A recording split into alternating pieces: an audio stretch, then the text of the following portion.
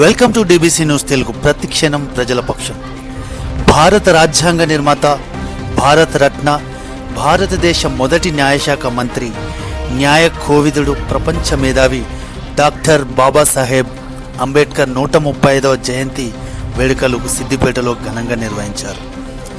ఈ యొక్క కార్యక్రమంలో జిల్లా అధికారులు, collector Haimavati, commissioner of police Sadhana Rashmi Perumal, అలాగే జిల్లా అధికారులు తదితరులు పాల్గొన్నారు.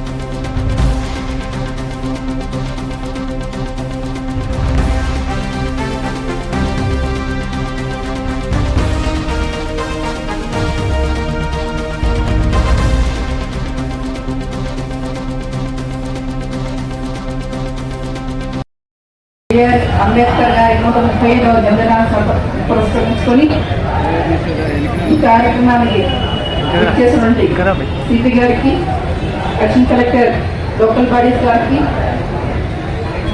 అడిషనల్ సిపి గారి ఇద్దరికి, అదే రకంగా డిఆర్ఓ గారు, ఆర్డీఓ గారు అందరికీ, అలాగే జిల్లా అధికారులందరికీ ఈ సమావేశంలోకి వచ్చి ఆశీర్వాదం నుండి అందరి పెద్దలందరికీ నా నమస్కారాలు. మీ అందరికి కూడా ఆ యొక్క నమస్కారాలు.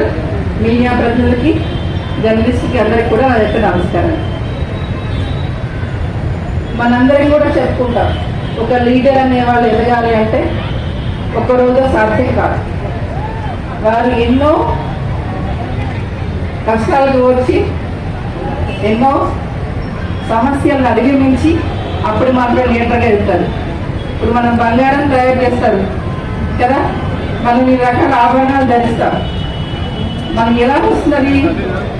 ఎంతో కఠినమైన పరీక్షలు పోగి, అంటే ఏంటి, దాన్ని వేడి చేసి చాలా డిగ్రీల సెంటిగ్రేడ్ దగ్గర వేడి చేసి దాన్ని రకరకాల పరికరాలుగా మనకి అనేక ఆభరణాలు తయారు చేస్తారు. ఇనుము ఉంది, ఇనుమును కూడా కరిగించి ఎంతో హీట్ చేసి అప్పుడు మాత్రమే దాన్ని మనము అందరికి తయారైన వస్తువులు మనం తయారు చేసుకుంటాం.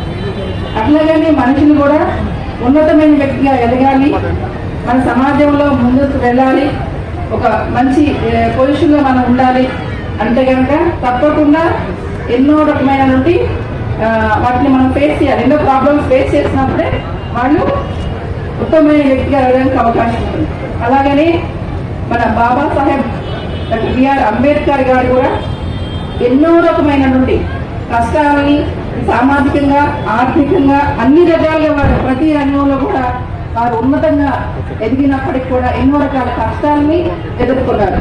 ఆ కష్టాలను ఆయన పరిశీలించి అనుభవించారు కాబట్టి ఒక ఉత్తమమైన నాయకుడిగా ఆయన ఎదగలిగారు. ఈరోజు ఇంతమంది మన్నలను ఆయన పొందగలుగుతున్నారు. ఎంతో మందికి దిశానిర్దేశం చేయగలిగారు. ఈ దేశంలో బడుగు బలహీన వర్గాలందరికీ కూడా ఇలాంటి ఎంతో మంది కష్టాలు పడుతున్నారని చెప్పి ఆ రోజున ఆయన కలిసి భారత రాజ్యాంగంలో ఆ పౌరులందరికీ కూడా ఉన్నతమైనటువంటి హక్కులు కల్పించడం జరిగింది. కాబట్టి ఇందాక మీరు చెప్పుకున్నారు, అందరూ కూడా రావాలని చెప్పారు. సో అందరికీ కూడా ఆనాడు ఓటు హక్కు ఉండేది కాదు. మనకు స్వాతంత్రం రాకముందు అందరికీ ఓటు హక్కు లేదు. కానీ ఇవన్నీ సమస్యలన్నింటిలో గుర్తించాలంటే అందరికీ సమాన అవకాశాలు రావాలి. అందరికీ సమానమైన ఓటు హక్కు ఉన్నప్పుడే, రాజ్యాంగం ద్వారా కూడా వాళ్ళు ఓటు హక్కు కల్పించినప్పుడే వాళ్ళు వాళ్ళ నాయకుడిని ఎన్నుకోగలుగుతారు. వాళ్ళకి సమానమైన హక్కు కల్పించినప్పుడు వాళ్ళ ఉత్తమ నాయకుడిని, వాళ్ళకి ఇష్టమైన నాయకుడిని ఎన్నుకునే అవకాశం లేదు, వాళ్ళ రిప్రజెంటేషన్ ఉండదు. కాబట్టి అలాంటి హక్కులు కల్పించారు. కేవలం ఒక వర్గానికో, ఒక మతానికో, ఒక ప్రాంతానికో, ఒక కులానికో సంబంధించిన నాయకుడు కాదు డాక్టర్ బిఆర్ అంబేద్కర్. వారు సమాజంలోని ఎవరికైతే కనుక తక్కువగా చూడబడుతున్నారు అందరికి కూడా ఆయన హక్కులు కల్పించడం కోసం తన న్యాయశాఖ మంత్రిగా ఉన్నప్పుడు అనేక చట్టాలను చేశారు వారు. కాబట్టి మనందరం బాబాసాహెబ్ అంబేద్కర్ గారిని ఏ ఒక్క వారికో, ఏ ఒక్కరికో, ఒక ప్రాంతానికో, ఒక కులానికో లేదా కొంతమంది నిమ్న వర్గాల కోసం మనం కాదండి. ఆయన అందరు భారత నాయకుడు, దేశ నాయకుడు. అందుకనే భారత ప్రభుత్వం వారికి భారతరత్న అని గౌరవాన్ని కల్పించి మనం వారిని గౌరవించడం జరిగింది. కాబట్టి వారి యొక్క ఆశయాల సాధన కోసం మనందరం పాటుపడాలి. వారు ఏం చెప్తారు, నువ్వు సమాజంలో ఉన్నత వర్గంగా ఎదగాలి, ఉన్నతంగా నువ్వు గౌరవం లభించాలి అన్నప్పుడు తప్పకుండా మనకి విద్య ద్వారా మాత్రమే మనం పొందగలుగుతాం. అందుకని ప్రతి ఒక్కరు కూడా విద్యావంతులైనప్పుడు తప్పకుండా ఆ యొక్క గౌరవం అనేది వారందరికీ కూడా లభిస్తుంది. కాబట్టి అందుకనే ఉద్యోగాల రిజర్వేషన్ కల్పించడం కానివ్వండి, అనేక రంగాల రిజర్వేషన్ కల్పించడం జరిగింది. ఎందుకు రిజర్వేషన్ కాన్సెప్ట్ అంబేద్కర్ గారు తీసుకొచ్చారు అంటే, ఇద్దరు అన్ఈక్వల్స్ మధ్య మీరు ఎప్పుడు కూడా ఈక్వల్ కాంపిటీషన్ ఉండదు, అంతే కదా. ఇద్దరు ఒకే విద్యాలయంలో చదువుకోలేదు, ఒక కార్పొరేట్ స్కూల్ చదువుకున్నారు, ఒకరు వెళ్ళి గవర్నమెంట్ స్కూల్ చదువుకున్నారు. ఇద్దరికి ఈక్వల్ గా బోధించినప్పుడు కాంపిటీషన్లో ఇద్దరు కూడా నెగ్గడం అనేది కష్టం. కాబట్టి అందరు కూడా ఆ యొక్క కాంపిటీషన్ ని వీళ్ళు ఎదుర్కోవడం కష్టమవుతుంది. కాబట్టి ఉద్యోగాల్లో కొన్ని వర్గాల వరకు రిజర్వేషన్ అంబేద్కర్ గారు కల్పించడం జరిగింది. వారు ఏమన్నారంటే, అందరికీ అంటే ఏంటి, ఆరోగ్యం, అందరికీ సమాన ఆరోగ్యం, సమాన విద్య ఒక 10 సంవత్సరాలు కనుక అందించి అప్పుడు ప్రభుత్వం మళ్ళీ ఇంకొకసారి రిజర్వేషన్స్ గురించి సమీక్షించుకోమని చెప్పారు.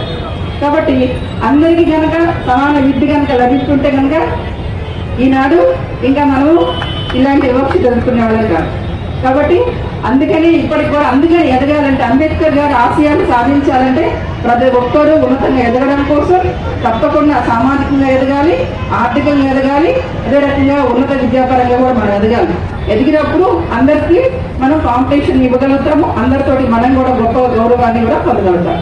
కాబట్టి కేవలం చదువుకటి కాదు, ఆర్థికంగా కూడా ఎదగాలి. మనకి ఫైనాన్షియల్ గా కూడా మనకి ఉన్నప్పుడు మాత్రమే మనము ఉన్నతంగా ఎదగలుగుతాం. అందుకని అంబేద్కర్ గారు అనేక రకాల చట్టాలు చేసినప్పుడు ఇందాక చెప్పారు కదా, reserve bank of India concept కానివ్వండి, ఈక్వల్ వేజ్ కాన్సెప్ట్ ఇవన్నీ కూడా వచ్చాయన్నమాట, వారి యొక్క మైండ్ నుంచి వచ్చింది.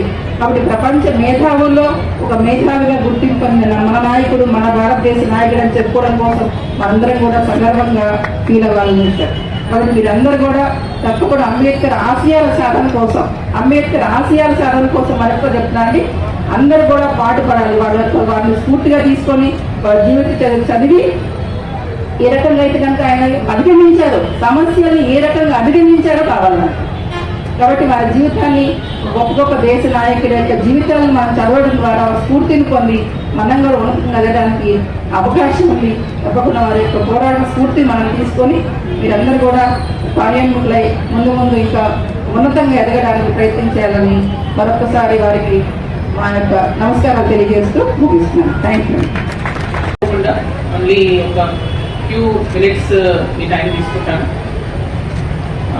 ఇప్పుడు అమ్మాయి చెప్పినట్టు అంబేద్కర్ గారు ఎవ్రీ ఊరికి, అన్ని ఊర్లు నా స్టాచ్యూ పెట్టండి, నేను ర్యాలీని తీమని ఎక్కడ కూడా చెప్పలేదు. కానీ ఇన్ని ఇయర్స్ అయిపోయిన తర్వాత కూడా, ఇన్ని సంవత్సరాలు అయిపోయిన తర్వాత ఆయన చెప్పిన మాటలు మేము ఈరోజు పాటిస్తే మాకున్న సొసైటీలో 99% ప్రాబ్లమ్స్ ఉండవు. ఓన్లీ ఆయన చెప్పిన మాటల్ని మేము పాటిస్తాం.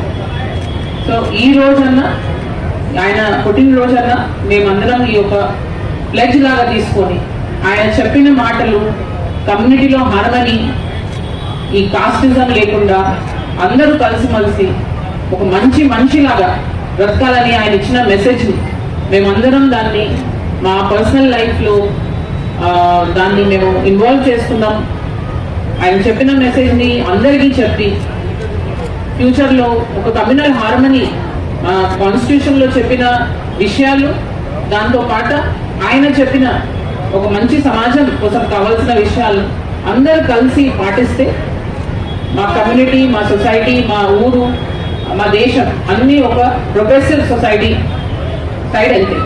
సో ఐ హోప్ ఇట్లాంటి ప్రోగ్రామ్స్ ఎందుకు పెడతామంటే కూడా ఇట్లాంటి మెసేజెస్ సొసైటీలో వెళ్ళి ఈ ఒక్క రోజే కాదు, మొత్తం సంవత్సరం అంతా, ఈ జీవితం అంతా ఆయన చెప్పిన మెసేజ్ని, ఆయన చెప్పిన అన్ని ఐడియల్స్ని మేము మా డైలీ లైఫ్ స్టైల్లో దాన్ని ఇంకాపరేట్ చేసుకోవాలనే ఇంటెన్షన్తో ఇలాంటి ప్రోగ్రామ్స్ పెడతాం. So I hope in future ఈ ఒక రోజే కాదు, ఆయన చెప్పిన మెసేజ్ మీరు మీ లైఫ్లో ఇంకాపరేట్ చేసుకొని ఒక మంచి సొసైటీకి క్రియేట్ చేస్తారని హోప్ చేస్తున్నాను. Thank you.